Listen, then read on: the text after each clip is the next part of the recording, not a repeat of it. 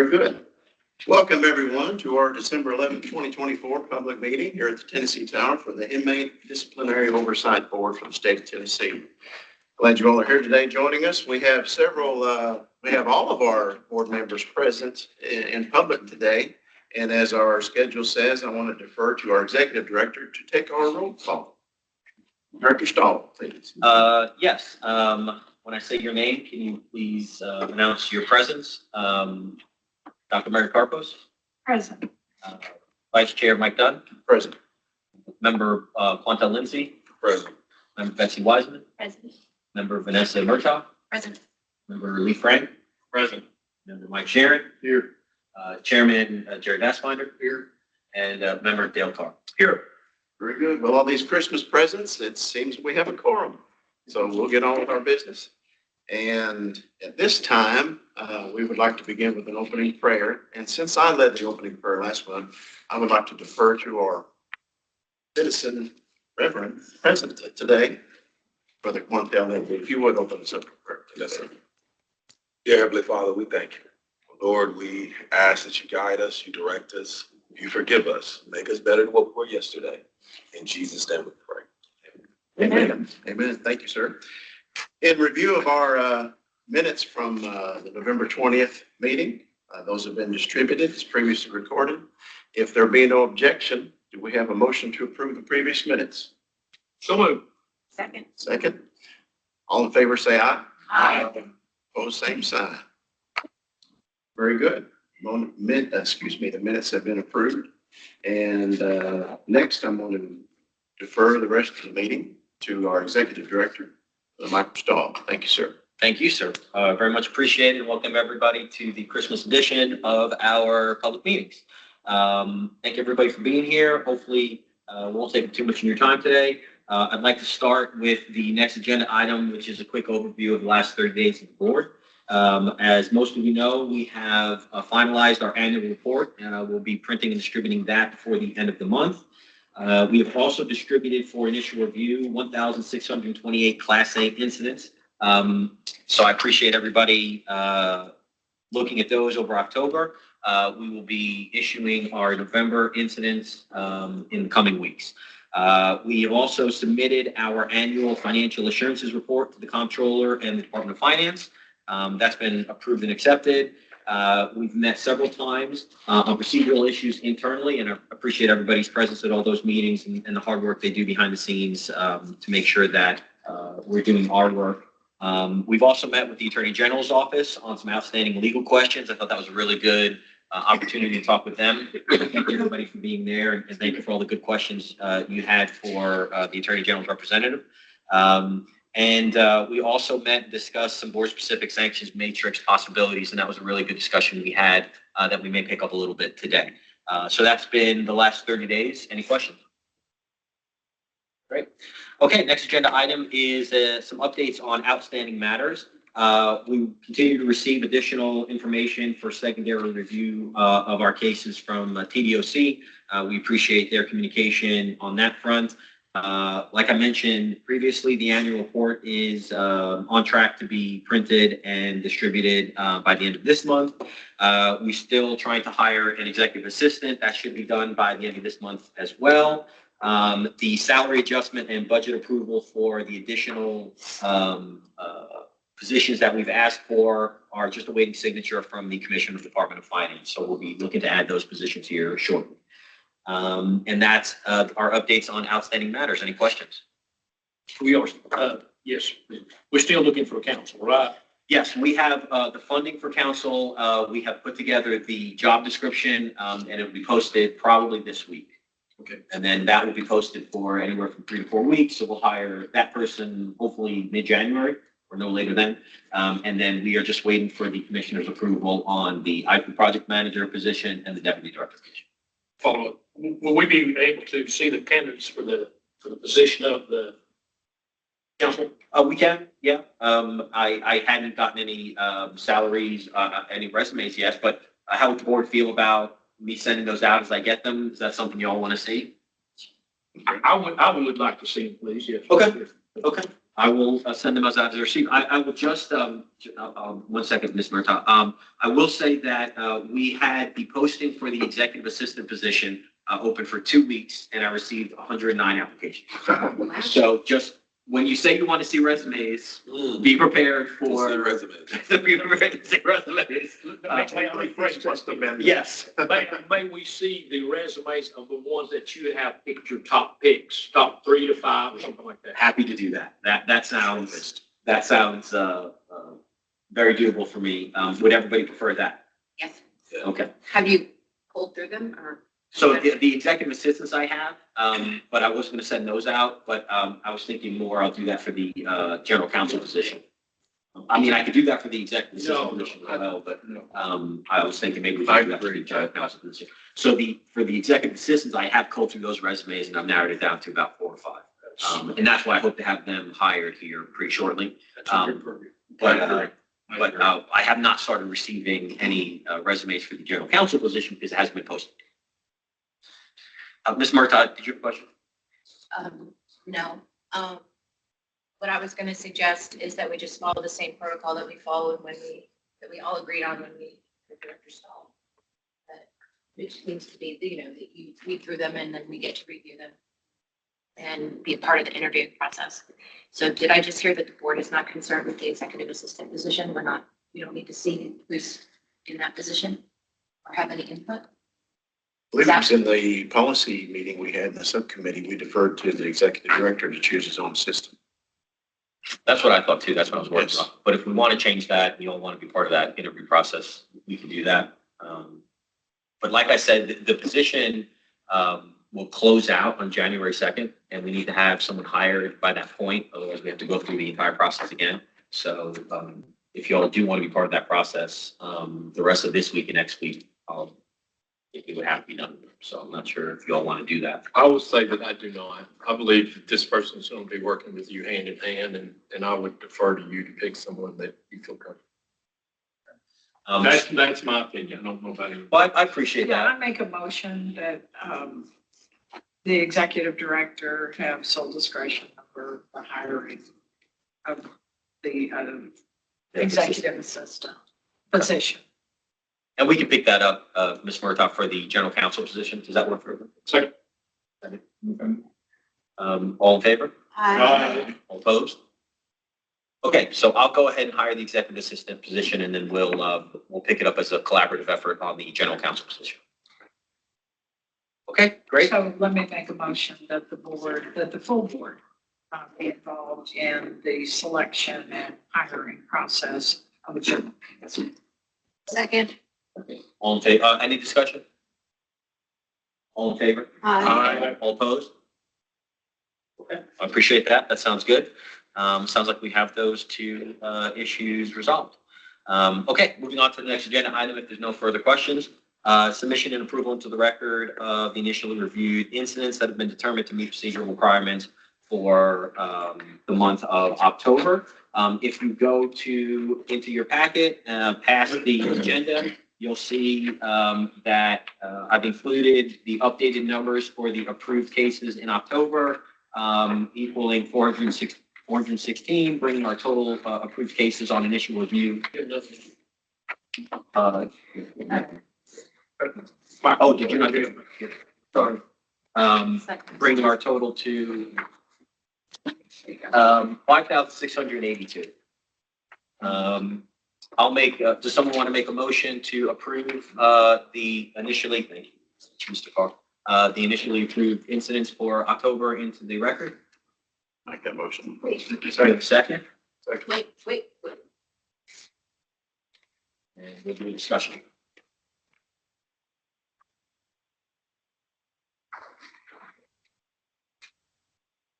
Just for record keeping purposes, I'm looking at last month's summary of numbers and this month's summary of numbers.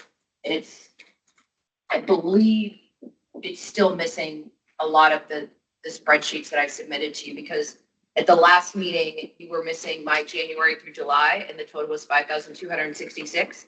And this month, or this, yeah, it's 5,682. And I know I submitted for January to July more than 400. Yeah. So I just want that this is still Sure, not completely accurate, right? Okay, well, Yeah. I can update the previous months. I was just updating October and I had not gone and re-updated, January through October, but I can do that. Yeah, because the last month's meeting didn't include my January through July. So I was assuming that this month, that number would grow quite a I bit to didn't include go back all the way January. to the beginning of the year to redo. Oh, you only added I only October. added Okay, for I see. what we do I in see. October, All right. but, I can certainly Perfect. do that for our next meeting. Yeah, you could, that way, it's a little bit more accurate representation, but yeah, that's fine.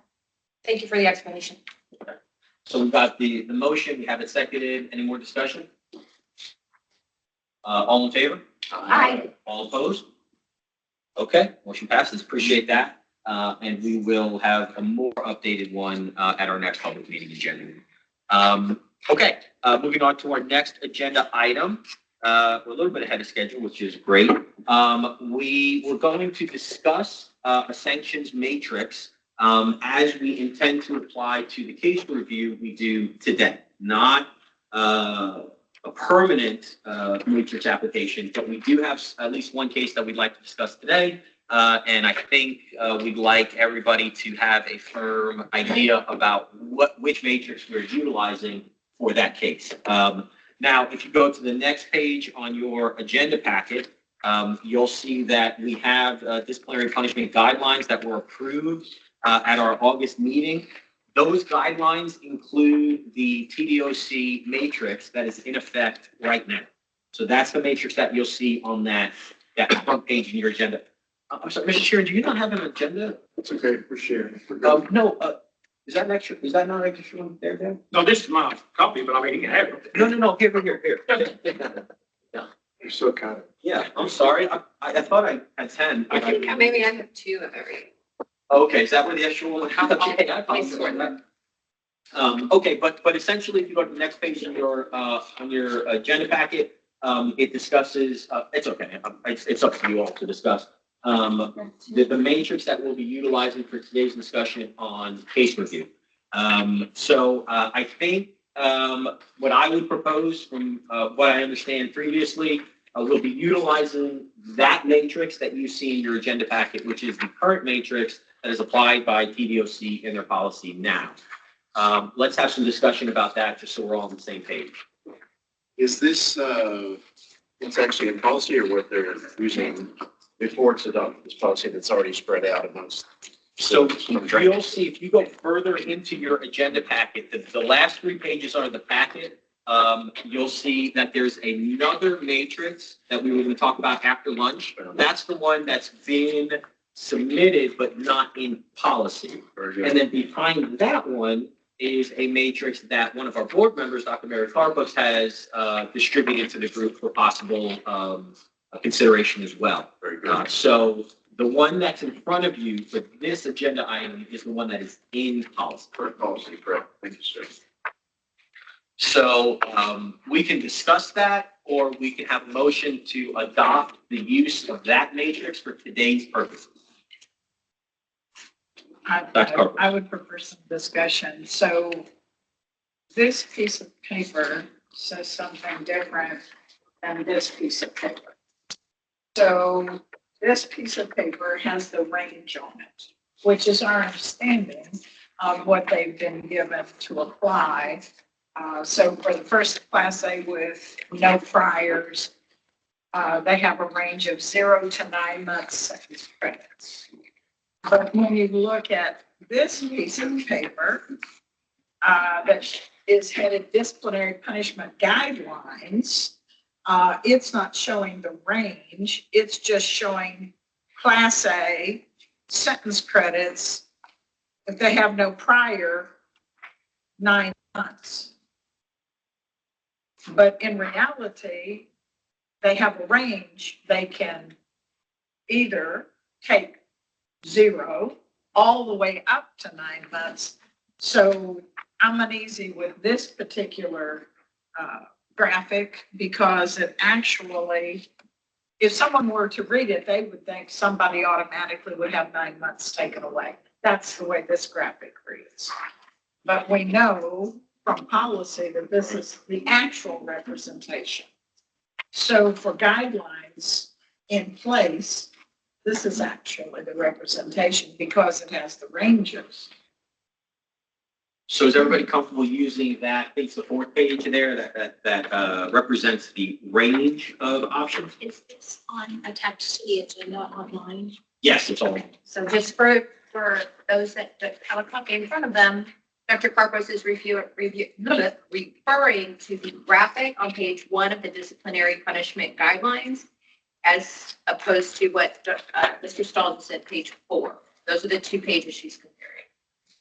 And I'm in agreement. And this says at the top, approved at the August 14th, 2024 public meeting.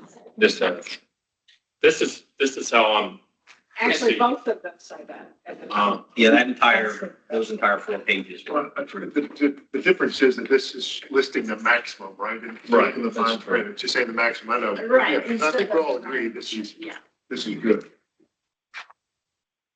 So would anyone like to propose a motion that we utilize what we're all agreeing to for the purposes of today's case discussion? So move. Second. Okay, discussion. So I understand we're about to hear a case, first time as a board, we're going to hear a case.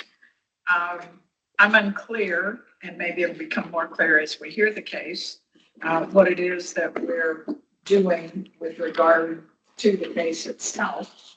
But if you're asking through this motion for agreement that this range, this page 4 range, would be appropriate application for the board in determining the amount of sentence credits that might be taken, depending on what we hear in the case. My position is that the board, as an independent oversight, should have their own guidelines rather than the Department of Corrections, because the case has already been heard hearing the Department of Corrections guidelines. In fact, these guidelines. Well, I think the motion and Mr. Sharon, was it you or Mr. Vassbinder who Yes. brought the motion? Is the motion that we utilize the guidelines we're talking about for the purposes of today without agreeing that that sanction matrix is the appropriate one to utilize at any time in the future? No, I think this is the starting point. From what I understand, the motion is limited to today, and the board makes offers no opinion or justification for whether that matrix is appropriate moving forward. But for the purposes of today's discussion, it's the one that will be.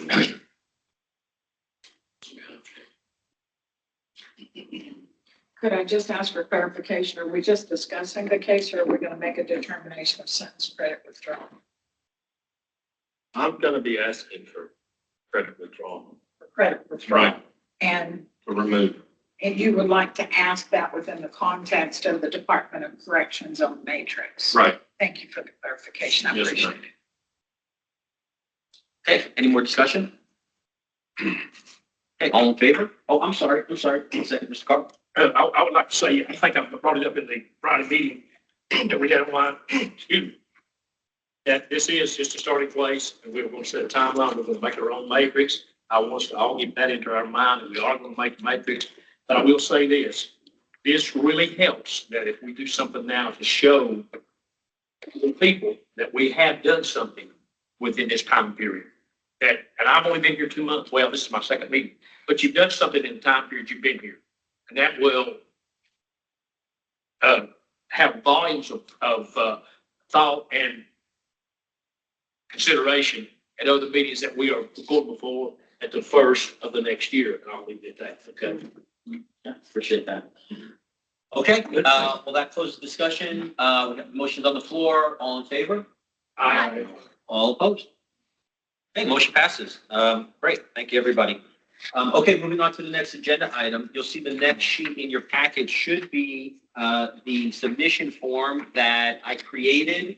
And I'd like to get everybody's thoughts on that, because once we're done with our case adjudication and discussion today, that's the form that I intend on providing to TDOC, alerting them to our decision on the case we discussed today. Are there thoughts on that form?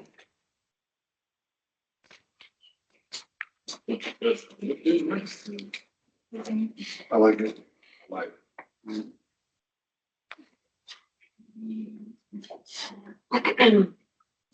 It's good. Very good job. This mirrors EEOC's action. For the most part, a little bit modified a little bit to suit our needs, but very close to something that they utilize, so we shouldn't be overly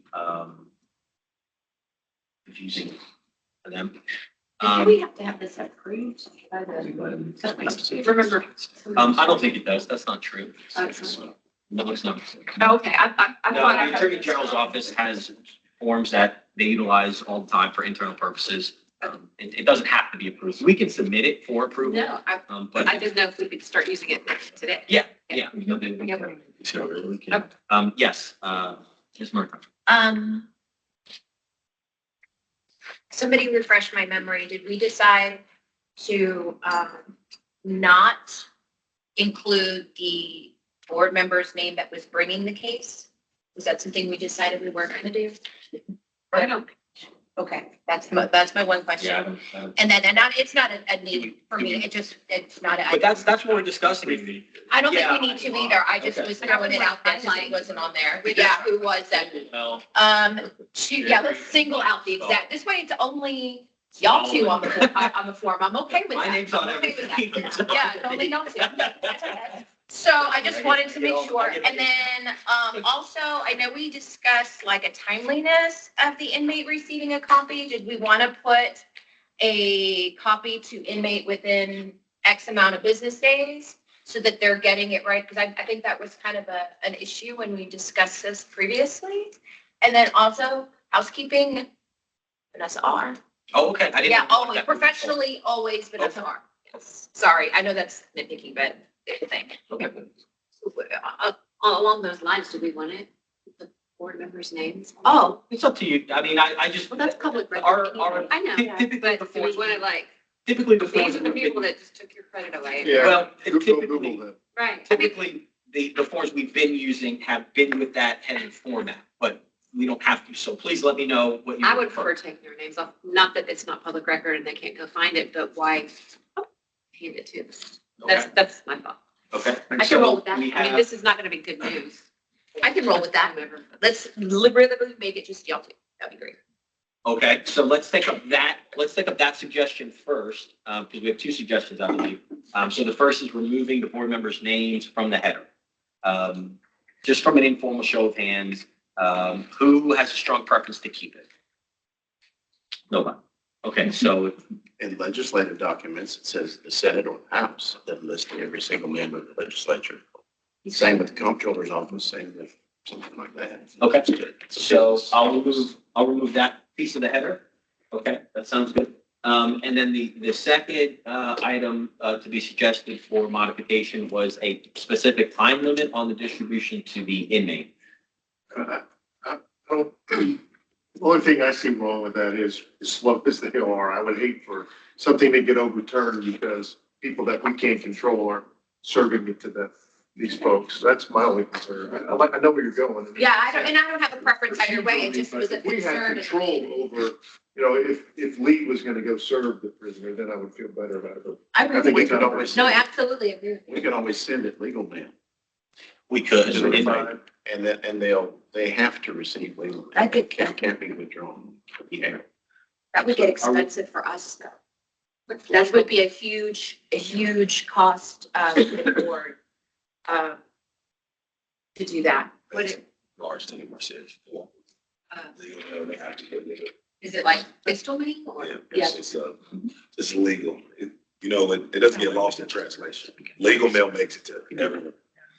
There's a cost. I mean, we're talking about certified, I don't know what legal means. No, Does it come You certified? just put legal on it. Oh, if, Legal. also write legal on the envelope because I think it's. they're not allowed it's to, just regular postage. it's not allowed to be intercepted and inspected. It has to be delivered in full. to the So inmate. in layman terms, mail can get lost in translation. When a CO correction officer see legal, it gets there. I mean, going back to what Mike Shannon said, something can be overturned, somebody can be an appeal. You don't want to be in the crosshairs of mishandling someone's legal mail. People will get released or evicted if legal mail is not handled well. So going back to Mike Dunn's point, the legal mail will get there. But then we're dependent also upon the USPS, which Yeah. isn't always 100% either. So I'm going to go back to what Sharon said, and like, I would err on the side of caution and not put it at all. I I think just know it was an issue raised previously. again, going back to a legal matter, is it us doing inmates a solid legally? Do we have to give them a time frame? Because once we get into making decisions, I mean, that can get pretty hefty on a ED or whoever is mailing those out. So if we say you'll have it within 30 days, I would prefer not to put a timeline in, and we just have procedurally an understanding that we mail a copy. We provide this sheet to TDOC with the instruction that they'll deliver a copy to the inmate, but we will also internally be mailing a copy as well. I agree. Because if you put a time frame on it, we'll have a payment box in here. People will start appealing. I didn't get mine within this day. You can open up Pandora's box, create a time frame, and then we can't verify that they got it within that time frame. So then it goes leaning on, did you violate someone's rights? You said they would have it within 30 days. Inmate so-and-so said they didn't get it to the 41st day. So we could really create a problem for ourselves, putting a time frame on. That would be my preference, but I'll leave it on the table. Okay. So you are mailing it, you're not going to just email Richard, scan this and email it? I will do We're not going that route? I'll do both. Okay, okay. And to the best of our knowledge, at each of the prisons, they have to log. And so you have a log that will be proof that it made it there. Sure. So Plus the email. Mhm. Plus the, so. If that's okay with everybody, we'll make those changes to the form and move to adopt it. Would anyone like to make a motion? Make a motion, all the improvements. Got it done. Okay, motion by Vice Chair Dunn. Do we have a second? Second. By Mr. Lindsay. Any further discussion? Yes, Ms. Wedge. Are we going to have a procedure to follow up and look up and make sure they took the credits for it?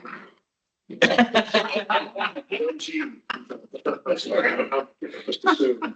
Well, I mean, I'm sure That's a good.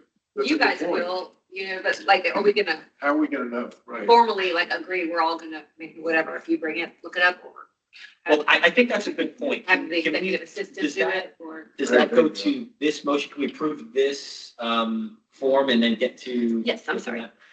Okay, so any more discussion on adopting the form? Okay, all in favor? I, All opposed? Okay, let's take up Ms. Wiseman's discussion about what happens after we send the form to TDOC and how we confirm recognition and then include details of the adjudication. Are there thoughts on how we should do that? She said it, your executive assistant, right? I mean, that might be administrative. I keep a log, that we can all access. We see the date it was sent, and then whoever that person is says that they were removed on mistake.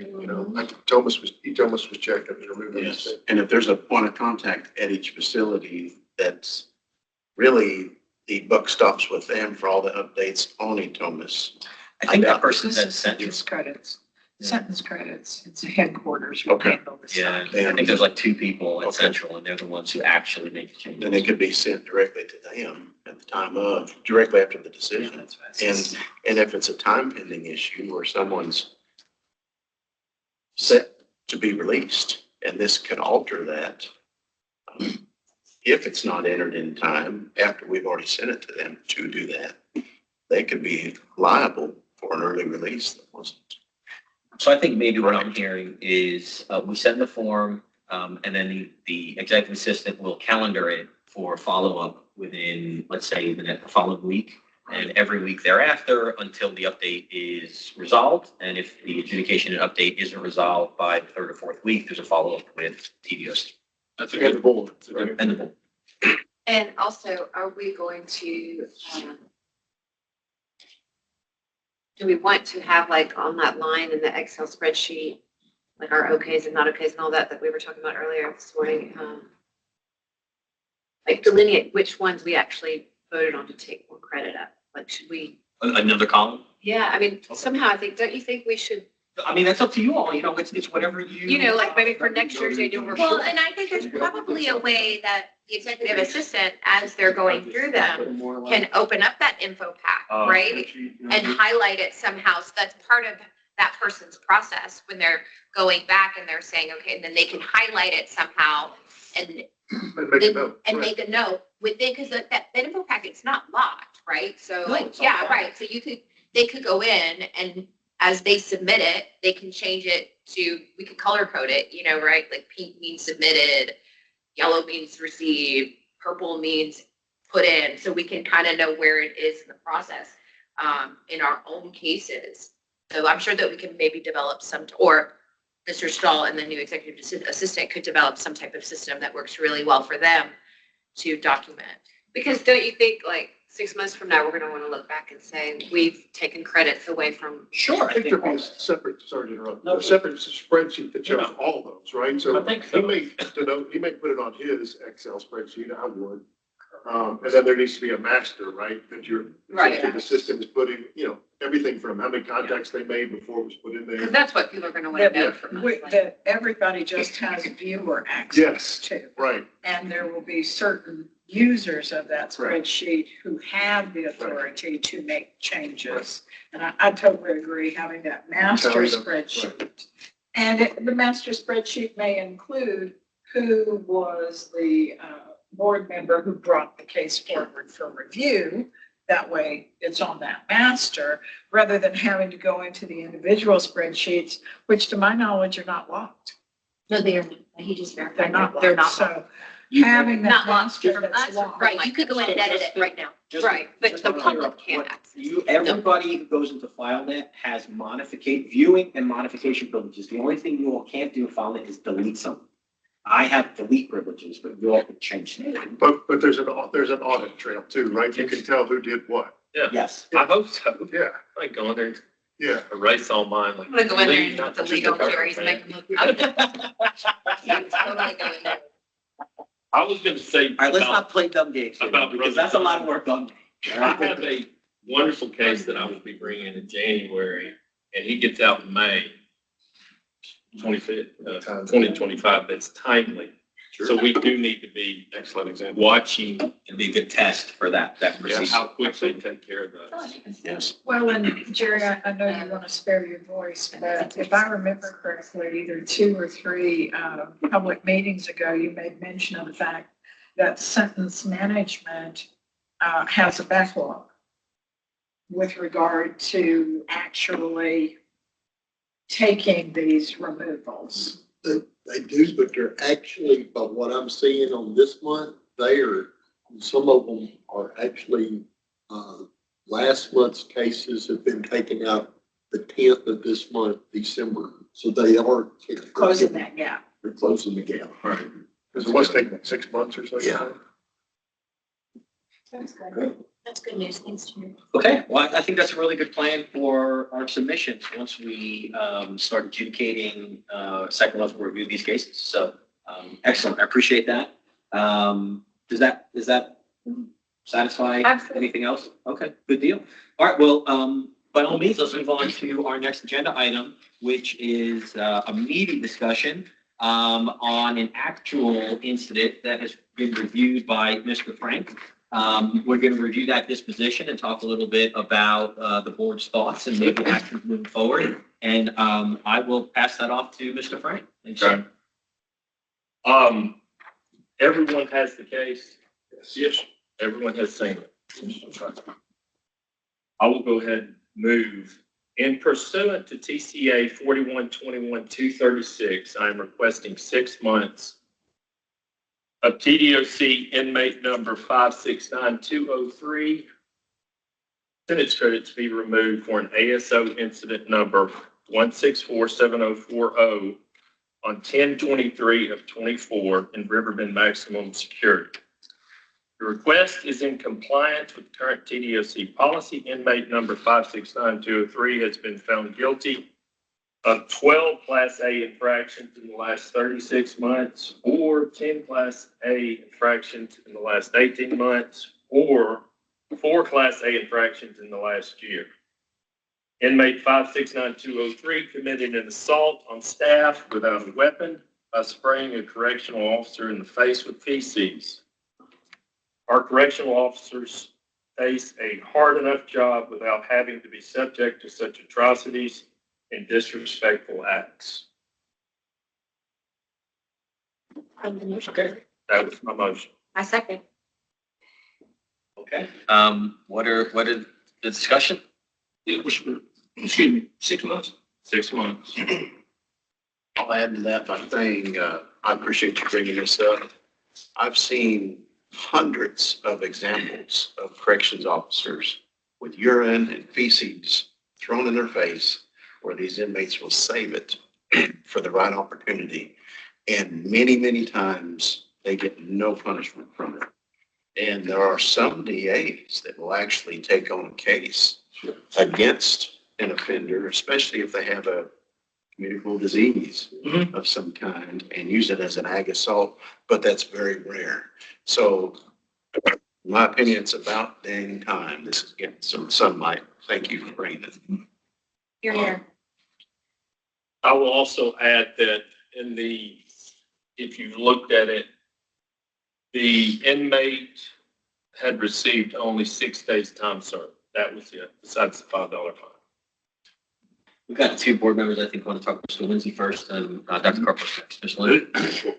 With assault on a correction officer with feces, for one, I think it endangers his or her family. Again, if it sexually transmitted diseases, those correction officers have to go back into the public, live life. And the sad part is that the inmate has came to a mental state or state of mind that that's the only way to resolve. No conversation. So outside of that, just being disrespectful, one of the lowest forms of communication, it's a sad reality that somebody is at a place where they think this is the only way to get my point across, to converse or to communicate, that you'll disrespect another human being in that light. So going back with Lee's case, I've seen those, they stand out to me. They hardly ever get any punishment or it's a different level of disrespect. And I believe inmates that commit those acts of violence show little to no evidence of reform and correction. So appreciate you bringing it up, because those are one thing that stood out to me as well. Dr. Carper, did you have any perspective? Well, I would just like to discuss what in my mind is a lenient sentence credit withdrawal. And I do think using the range 0 to 9, if they had no previous of any kind of an A, I would be in favor of a more harsh reduction in credits than 6 months, because I do think this is very serious. And to Mr. Lindsay's point, this isn't just endangering the staff. This has implications for endangering the family of the staff. And I think that assaults on staff, for me, one of the things that should be met with the maximum sentence credits that are allowed, and if this is the matrix that we're using, then I would offer that perhaps 6 months is not sufficient, that we could consider more. I would entertain, if there's more discussion, certainly I'd like to hear. Go ahead. I just have a question. How much credit does he have accrued? That's what I was just about. Do you have a suggestion? His summary is he has His EXP is 10/18 of 2032. His FXP is 11/16 of 2033. So he has about a year, 9 months. a little over a year in it. Yeah. And what's he serving time on? He is serving second degree murder. So do we have a revised proposal for time reduction? Why not take I, off? I had thought, and just hear me, was my thinking.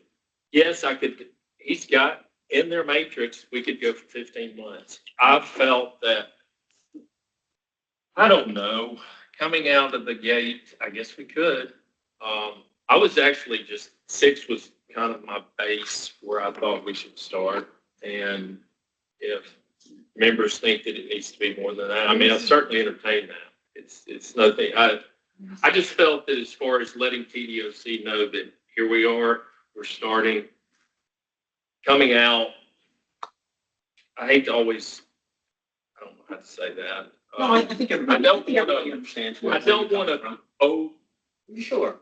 let them know that we're sick. And yes, we could do 9, 12 months, whatever folks thought. Yeah, there's a danger in having too heavy a hand in the beginning, but, I mean, is there a proposal for a different suggestion other than 6? I would like to say that there's no excuse at all in a good cultured society for anybody to save up a bunch of urine and feces for a premeditated attack on an officer that's supposed to ensure their safety and protection and feed them every day. So in my opinion, good credits, as we know, factual, that they are a sign and a reward for good behavior. And they're not a right, they are a privilege. And why should anybody be able to hang on to any good time they've accrued, especially with other past offenses, than have it taken away altogether for an offense on a staff member of any sort? So I would submit, especially in this sort of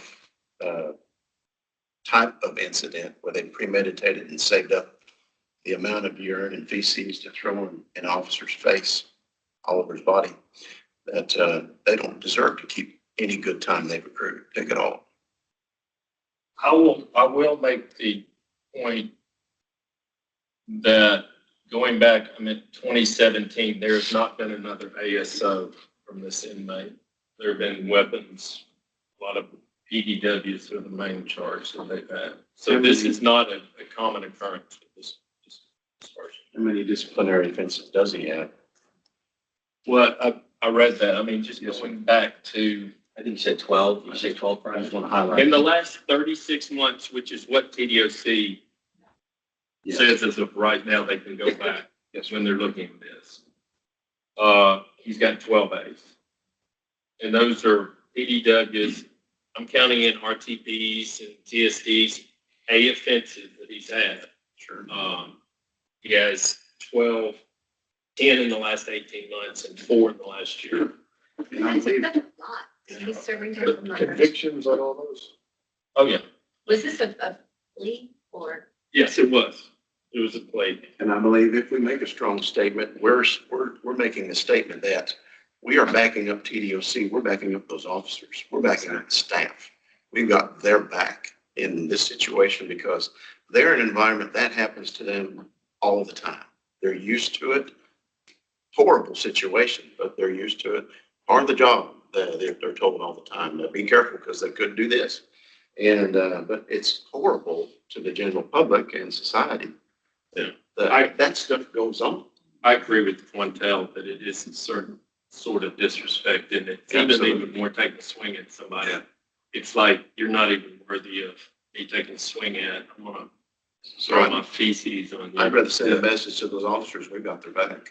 Mr. Carr, I think has a point. We're sitting here hearing discussion. And I was going to go with Lee's recommendation, but hearing the discussion, and especially with both two over there talking about the problem, the disease and everything like that.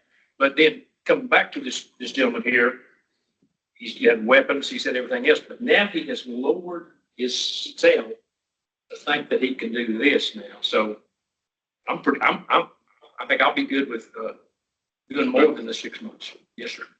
Do you have a specific number? Well, He has about 12. it's about 12.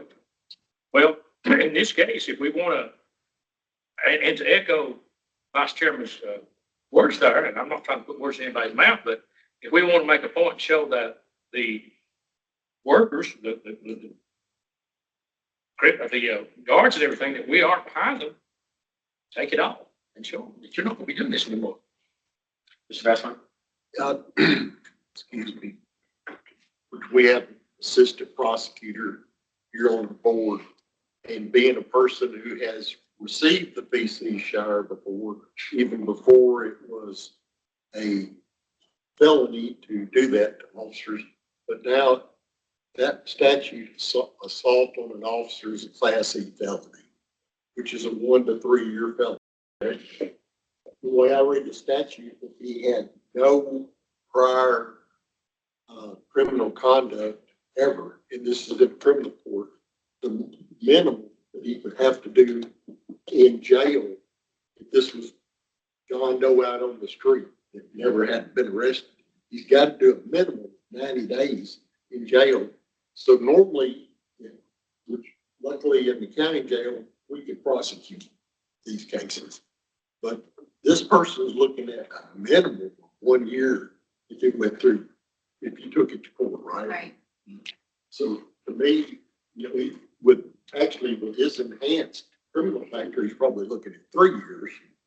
So a year, he's going to get a minimum of a 1 year sentence on a Class C felony, then he should lose a year of behavioral credits. That's what he's got, correct? Yeah, about a year, maybe 13 months. A year would, and I was Jerry and I were talking about this. And we need to think about this because sometimes you'll read these cases, these reports where they attempted to. And I'm sitting there going, if you attempt to throw feces on, that's like I attempt to shoot you with a gun. It's still attempted. You intended to get me in the face, but I just happened to duck. And so there'll be some situations like that I think we'll see come across. It's still the intent. Exactly, yeah. That the guy, let's say the cop was, the officer at the table was quit. Absolutely. And moved, but it's still intent. It's Not about a lot ahead of time. It's the intent. Exactly. Hey, that's right. Amen. Well, and I will say, the whole purpose for why we were created is to prevent people who shouldn't be getting out any earlier than the statute would allow with regard to the length of their sentence, to prevent those people from getting out earlier. And it is a privilege, not a right, all this credit. And it's designed to encourage good behavior and positive activities. And obviously he has a history of non-compliance and bad behavior. So why shouldn't we take all this credit? I'll go after Clark. Oh, I'm sorry. Go ahead, Scott. I'm just asking, okay, seeing this, we got a motion on the floor for 6 months, would you be amenable to changing your motion to 12 months to satisfy this board on this particular case? That seems like where the flow's going. Unless there's someone that has an opinion against. Well, we're still finishing the discussion, so. Yeah, I mean. I would say going back, And before we went to 12, I wanted to see if somebody was like, no. Yeah, we're not done talking about it. for I sure. would, going back to Carr, and Dunn, set a precedent, lawyer, is that the right word? Okay, Yes. we're there, just want to make sure we were there. Set a standard in layman terms, with the inmates, if they see someone lost a year, so to speak, for feces. I mean, word travels fast. Yeah. It makes it like, hey, you might, to have another human being bottle, package, and store waste with an intent plan to assault someone with it. It's diabolical. I mean, it's I'm sorry. Should be a consequence. It should be a consequence. Babies excluded, because I've had 2 kids. Yeah, babies too. I got I'm with you. There's no intent there. No intent, but I'm with Carr, and then we set a standard of not only having their back, but protecting them, because we know of the guards being assaulted, but how many inmates are getting stuff thrown on them as well. So I agree. I mean, with the past behavior, yeah, just looking at this case, looking at his jacket, his file, it's not too much reform in there. So again, go ahead, Carl. I'm sorry, Mayor. Well, I think Dr. Carpos had a Go comment ahead. as well. I just wanted some clarification. So according to this, we could go up to 15 months. Is there anything that ties the board's hands to only being able to take what they currently have on the books? Or can we say, for this offense, this person loses 15 months? If they don't have 15 months on the books, well, that's up to sentence computation to do whatever. But, for me, we're going to see some people who have 3 months on the books. Does that mean we just take 3 months for them for doing the same thing? So I like the idea of setting a standard for what it is, irrespective of what they have. And let sentence calculations sort that out. But for me, by this matrix, he fits the criteria for 15-month sentence credit loss. And so I would be 15 months sentence credit loss. I think we might need to talk to the AG's office. If we take more Does- time than they have available to take. That's my initial. Well, Mr. Carr, did you? No, go ahead. I defer to the chairman. Under TDOC's Senate standards, if an inmate goes below his zero, then the warden extends his credit. So if a person only has 6 months of credit, good behavioral program credit, and he loses 12, then there's a sentence extension, and they can go all the way up to 5 years maximum on an extension. So the negatives can be taken away. Is there Of a, that answer. I think I the wonder, I don't know, I have no idea, but I wonder if we could do that too. I would assume that's a statute probably. It's under their policy. I'd love to go to Brian. We need to find her meeting. Well, that's what we're trying to hire a general counsel. Did AG not say that he agreed with Lee on that he could take more than? He did say that. I think the question is if TDOC has a policy that allows an inmate to go into the negative, and does that policy extend to our ability to push an inmate into the negative? Absolutely. I think if we started at 6 and now we're at 12, we're talking about 15, I think 12's a good number. Okay. But just for future reference. that's- For future, that's a fair question, and I think, You frequently see people that only have a few months credit in the committee. yeah, it resolves How does this that particular incentivize them? instance, but it may That's not, my concern. it may not resolve all instances. So I think it's a fair question. But, I mean, I've heard a lot, and we can certainly continue to discuss it. I don't need to cut anyone off. But I think we're at maybe a point where we have a motion on the floor to remove 6 months. That's been seconded. And so we've had some discussion, I think, where there's more favor for maybe a 12-month withdrawal. So we can either amend the initial motion, we can withdraw the initial motion, and someone can present a second motion, or we can withdraw the initial motion and not reach a conclusion today. So I think, Mr. Frank, you present the initial motion. I will withdraw the motion. And, or I guess I would amend the motion to keep all this still in the record. Amend the motion for 12 months sentence credit removal. Okay. For inmate 569203 of Riverbend. Okay. Maximum security. Do we have a second? A second. We have a second by Mr. Vice Chair. Okay, any further discussion on that amended motion? Question on the motion. Yes, sir. Oh, question. Oh, Oh, okay. I didn't know if you wanted to discuss it. Or, okay, so we will move to a vote. All in favor, please say aye. Aye. All opposed, please say nay. And we have one member who stepped out. We will update her when she returns, but her vote wouldn't change passing the motion, so we'll just go ahead and the motion will pass at this time. That's a big step. congratulations. Congratulations, on the first instance of further withdrawal of credits from an inmate who had been adjudicated previously through TDOC. So thank you very much for your work on that, Ms. Carr. And I do like, Ms. Wiseman's, suggestion, I mean, if we can take 15 months and I think the legislation says we can do what we can do, if we can try that.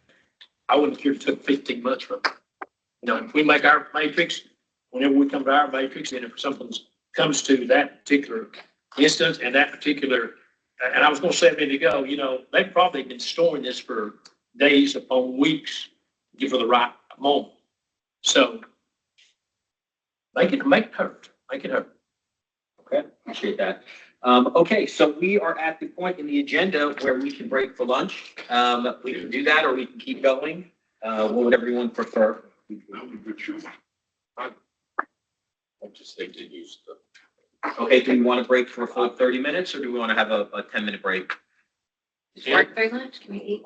Yeah, okay. Why don't we do that? 10 minutes and then it's, Well, we'll get, sometimes the line can be a bit long. So why don't we say we'll bring back in, let's say 20 minutes. That would be, well, let's just say 12:30. Okay? Easy. We have our board member joining us again. Ms. Murtaugh, we have had a motion on the floor regarding the case we discussed, and we can update you when we take our break on that, unless you have something you want to present now. Okay, so let's break until 12:30. We'll have a working lunch. Appreciate everybody's work. Thank you. Oh, you're ready? Yeah. I do not. Yeah, I'm sorry. Go ahead. oh, thank you. Yeah, I guess it's first one. No, I mean, I have been very. so then what is Thanks. her?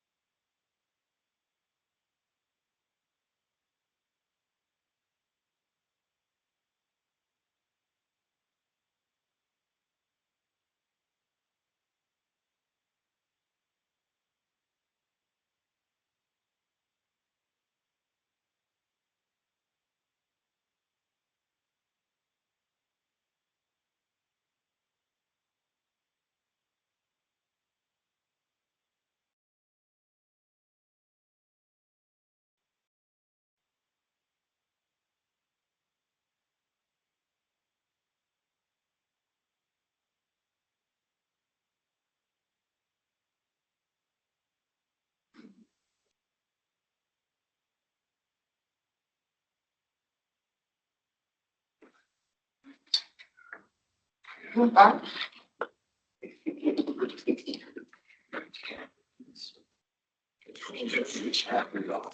noted up. Grandma got it up. Yeah, these noted up. It's 2 slides. Okay, drinking. You got any stand up? I'm thinking. I mean, pigeon boards to cerebral use can be. Next life, that's my next thing. I'm going to tell everything else, my next job, you know. Sorry. Okay, it is 12:31. We are back. Thank you, everyone. We are recording for the second half of our public meeting here in December. We are going to start by moving on to our final agenda item. And what we will be discussing is a possible timeline to adopt future revised sanctions matrix according to some developments that we as a board would think it would be in our best interest as we continue to review cases. We have, you'll look in your packets and you'll see that in addition to the matrix that we used to discuss our case earlier today, the back half of your packets also include the revised matrix that has been distributed by PBOC but not implemented into policy yet. That's something we can look to as a guide. And then the final page on your agenda is a submitted very preliminary matrix by Dr. Karpos that she developed in anticipation of us having a discussion about developing our own sanctions matrix. So what I'd like to do is I'd like to pass it off to Dr. Karpos so that she can talk a little bit about where she's at on developing a matrix. And I don't think we'll fully resolve the issue today, but I do get the sense that the board would like to get a better timeline in place for resolution on this issue moving into the new year. So I'll pass it off to Dr. Karpos, and she can talk a little bit about her feelings on the subject, and then I'd like to open it up to discussion about what we think would be an appropriate timeline moving forward. Dr. Karpos. Thank you. So just to preface the conversation with regard to some statements that I made at the last meeting.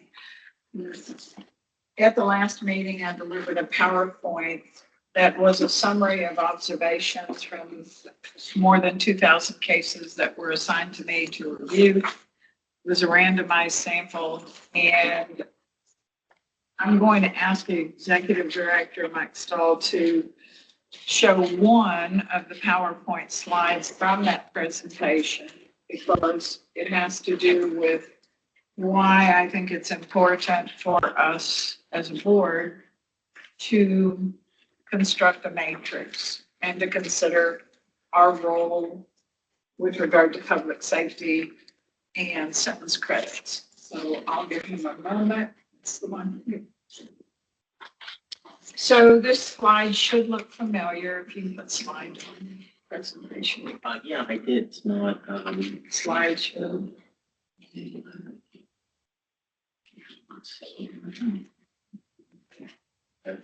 I'm sorry, just 1 second. I'll get that up for everybody. Ooh. Okay. Okay. So we are all very familiar with the origin of the board and why the board was authorized in relationship to tragic events more than 2 years ago. And the recognition that the perpetrator of those or that tragic event had previously resided in the Department of Corrections, had a history of disciplinaries in the Department of Corrections, and sentence credits had not been withdrawn for some or all of those disciplinaries. So one of the questions I hope to answer last time we met had to do with what percentage of disciplinary offenses actually result in a loss of sentence credits.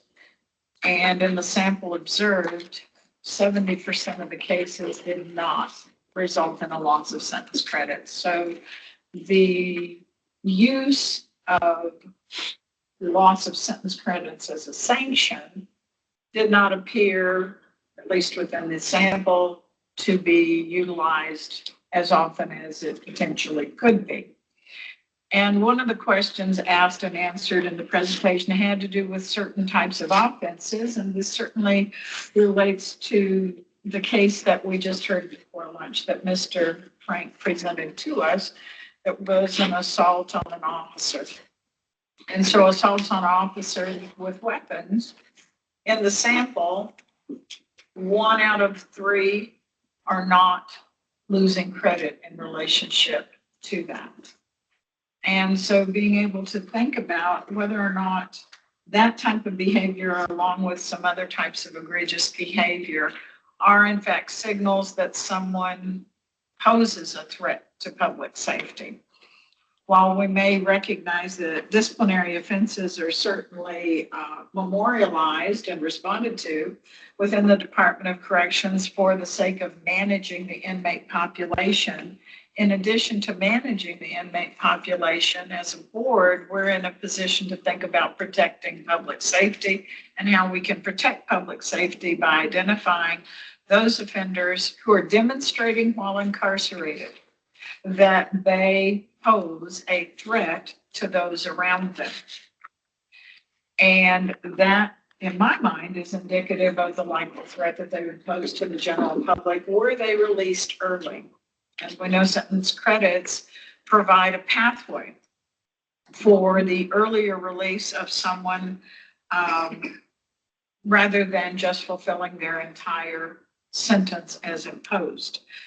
And so looking at the sentence credits and thinking about, in my mind, and I only speak for myself in this regard, in thinking about trying to consider what are the types of offenses that occur in the incarcerated population, and what in my mind would be an appropriate means of withdrawing sentence credits so that the public would be kept safe from this individual being released at some time earlier than the actual expiration of their full sentence imposed by the court.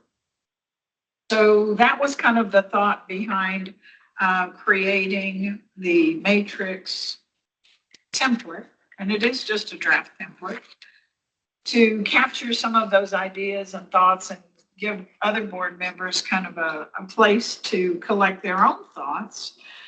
And for me, the most serious things that someone might do while incarcerated would be to kill or rape someone.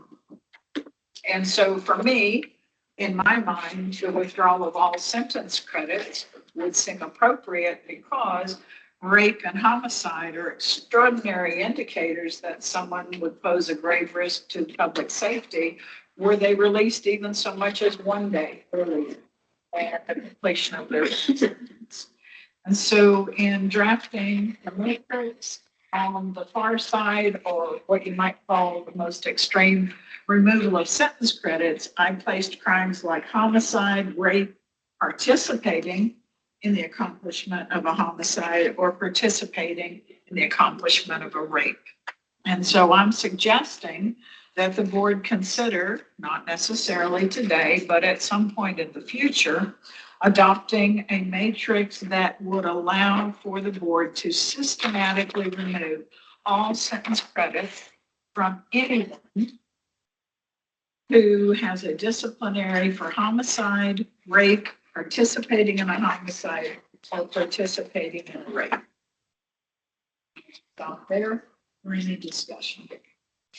Well, I think that's a great opening. Do you have a timeline in mind, Dr. Karpos, that you'd like to offer to the group as, that you see as being not overly aggressive, but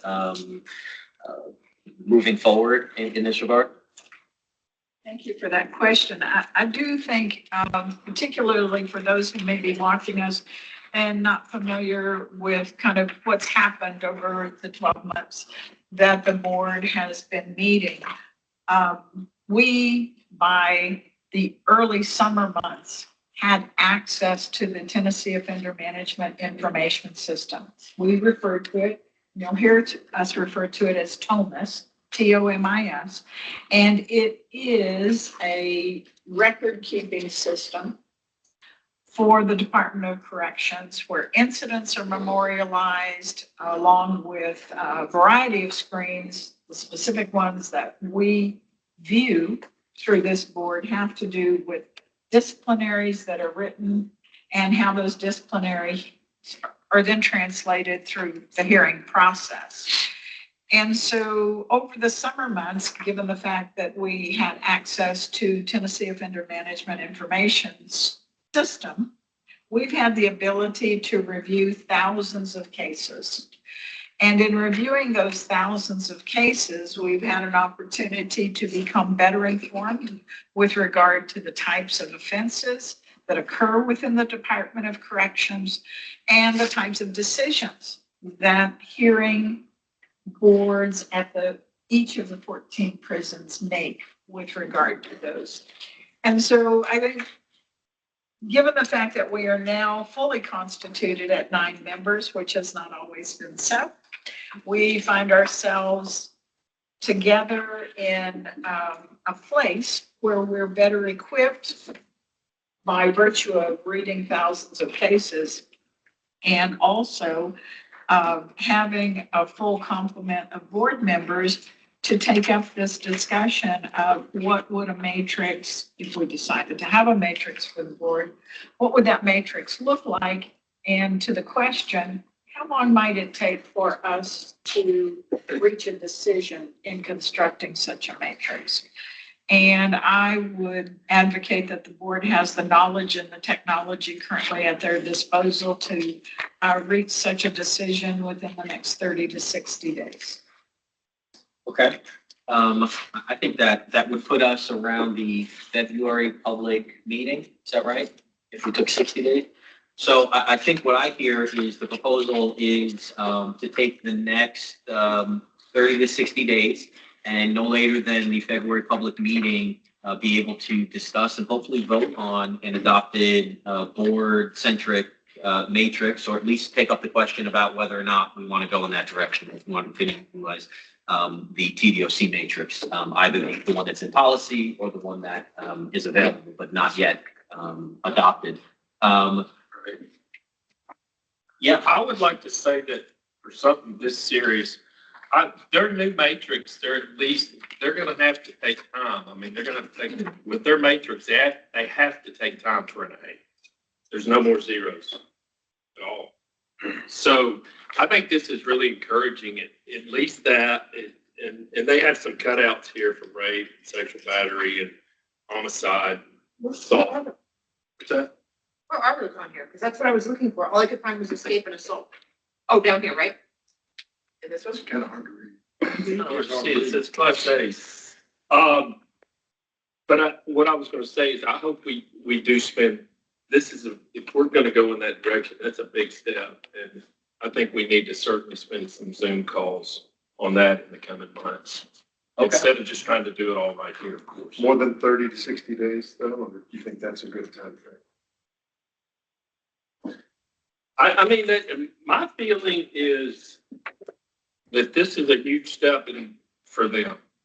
And it's showing that the zero is not an option anymore. I think I don't know. I don't know what other folks think. I think it's encouraging that they see that what they were doing needs to be improved on. Why don't we say this? We'll say that we won't move to have an official requirement that the board take up the issue in the February public meeting. But why don't we have an informal agreement amongst ourselves that we think that within the next 60 days, we should be able to do that and anticipate putting that on the agenda in February. Now, if we find ourselves needing more time, then I don't want to confine us to that. But Mr. Frank, would you feel comfortable moving forward on the general idea that by February, we should be able to take up the issue of whether or not the board wants to. Yeah, I do, sure. I mean, we need to have a discussion about it. Okay.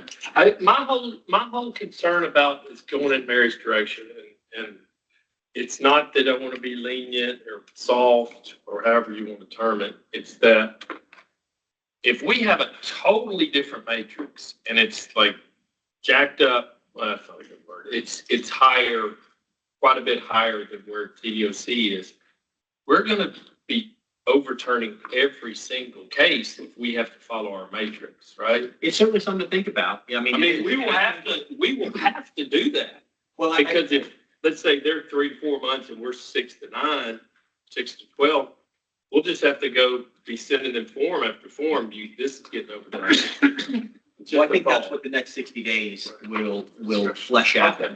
And then hopefully by February, we've got enough consensus one way or the other to put on the agenda whether or not we actually want to spend the time doing the matrix. But I think all your points are valid, and that's what the next 60 days. And that might be Mary's idea, might be where I come out on, but I just think it's something to keep in mind is that this is a huge step if we totally redo what they're doing.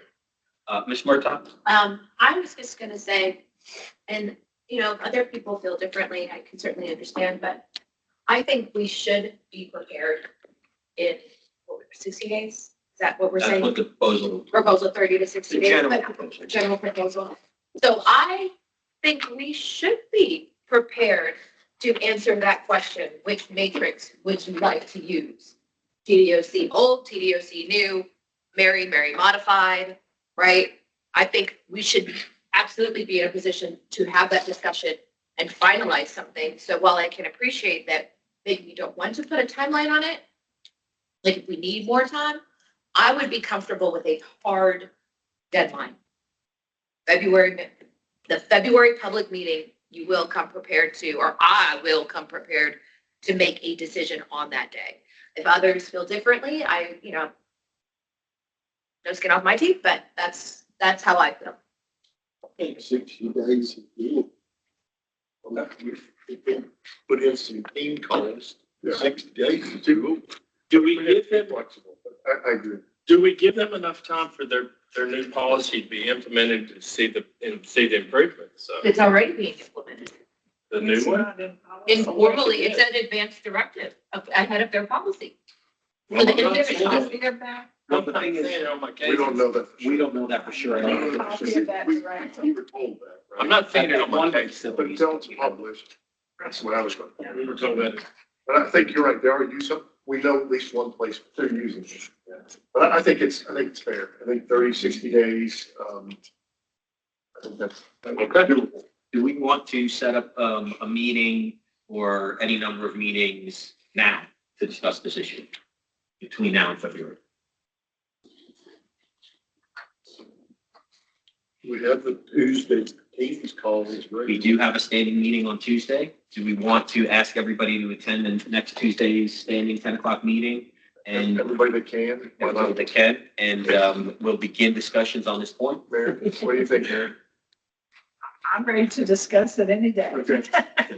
Let's shoot for Tuesday. then. Me too, Mary. Whatever. Okay, so It works for everybody else. We got to let know in there that- Yep.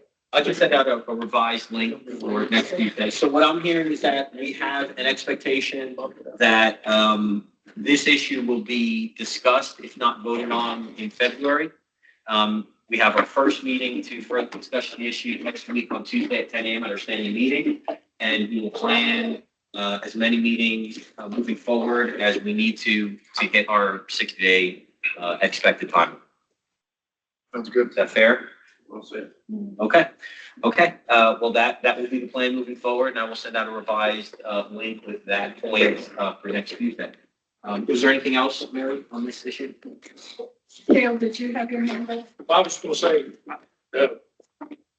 if we do it every Tuesday, which is fine, the 17th, we'll probably skip the 24th. Yes. Yeah, well, it's just standing meeting. Oh, you have to be there. I'll be there. The expectation is that we will not. I'll be there somewhere, maybe on the course. I'll be there. I think the idea is to start next Tuesday. Yes, And let's then do it. at the end of that meeting, we'll discuss the next meeting that we need to schedule. Yes. Ellen, just to delineate some differences, we certainly recognize that the proposed, or as Murtaugh has offered, that there's some reason to believe there's been a directive associated with this newer version of what TEOC either is implementing or hopes to implement. I think to be able to fully have this discussion, we have to have a fuller understanding of several different pieces that we've been asking for several months from the Department of Corrections. And that has to do with the disciplinary hearing officers and disciplinary hearing sergeants training curriculum that we've repeatedly asked for and we as yet do not have. And another important piece of this puzzle is the sentence management manual. Several months ago, we were given a manual that's dated 2021. We're about to roll into 2025. And we need the current sentence management manual so that we can have a better understanding of these sentence credits, how they're accrued, how they're posted. We have some knowledge from looking through Thomas with regard to what we think we're seeing, but without the manual, the current manual, we don't know. And I'm unsure how that may impact our discussion about the matrix, but I think we need to be in possession of these items. And then the third thing I think we need to be in possession of is more screen in Thomas.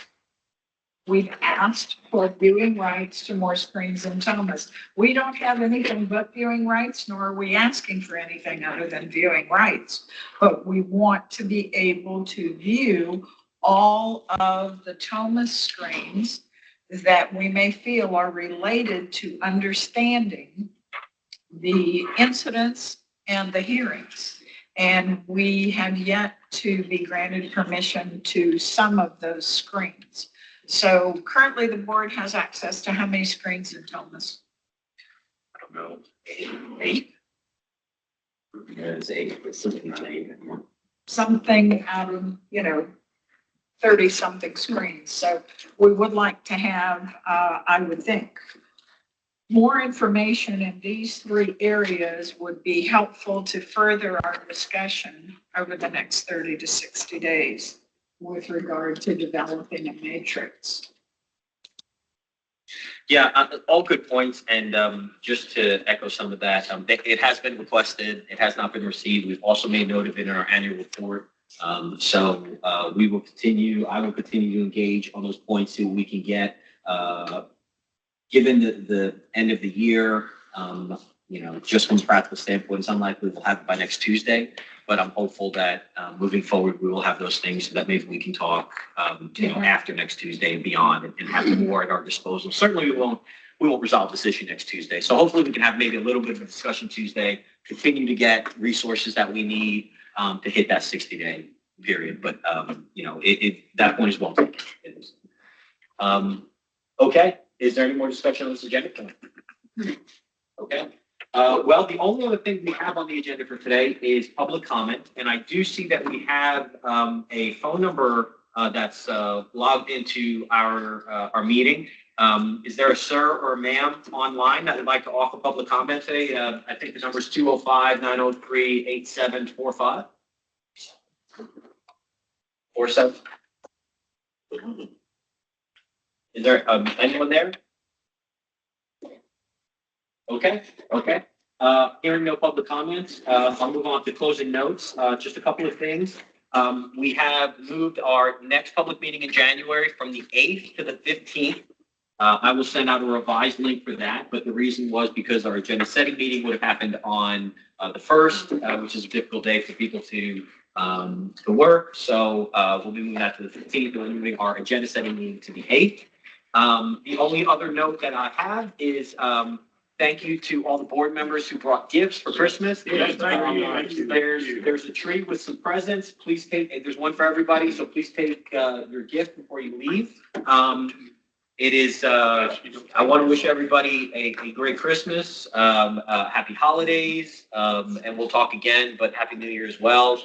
We've done a lot of work this year. I think everybody can feel really proud about where we're at, and certainly where we're going. So, does anyone else have any other closing notes they'd like to offer? I would just like to say that, I plan to get mine up to date. Jerry opened my eyes on some stuff today, and, especially on a couple of the other prisons. I'm going well, and I think I'm gonna get it, so I'm gonna get caught up as quick as I possibly can, because I ain't do my part too, just like everybody else. Oh, we Well, we appreciate it. appreciate that. Yeah. Merry Christmas to everyone. Merry Christmas. Felicia on the dog. Felicia on the dog. And good luck with Quantel and his surgery. Yes, to everybody, Oh, yeah. everybody who has some medical things coming up at the end of this year and into next year, our chair, Quantel, anyone else, really, yeah, you're in our prayers. So thank you for that. Anything else, closing notes wise? Okay, I will pass it back to our vice chair, to adjourn the meeting. With a motion to adjourn? So moved. All right. This meeting is adjourned. Merry Christmas, everybody. We'll see you next year. Thank you very much. Come on, baby. Thank you all for the good.